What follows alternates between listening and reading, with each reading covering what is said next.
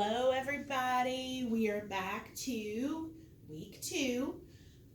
We are on lesson 37 and this is something brand new. So I don't want anybody to panic. Parents, I want you to listen too. This is something I need to introduce, but I'm not going to grade this test. So if you just, or this page, if you just want to do one problem, kind of talk about it, that is fine. This is kind of some hard stuff, but it is the next lesson, so I am required to do it.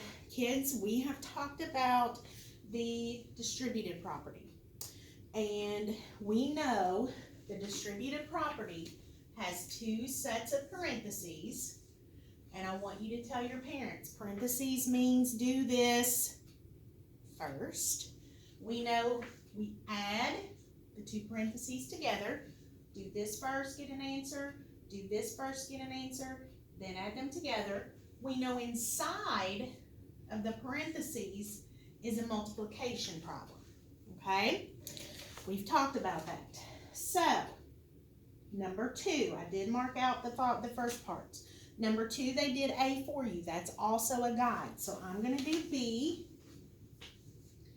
It is 2 times 4 2/3. So when you set up your distributive property, we know it's going to be 2 times something here and 2 times something here.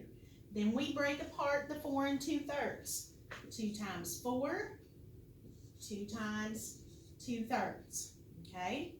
We know 2 times 4 is 8. We know 2 times 2/3 is 4/3. When we add those together, we get 8 4/3. Then we're back to what we've been doing all along. We know we have to pull out the whole. That is 1. We get 9 1/3.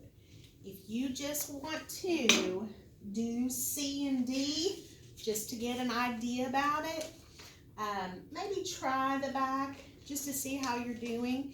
This one is not going to be graded. I'm going to tell you that right now. It's not going to be graded, but I am going to introduce it here. So I'll let you look at that. You also have one done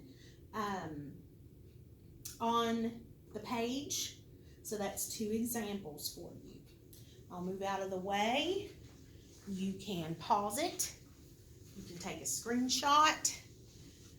Do whatever you need to do.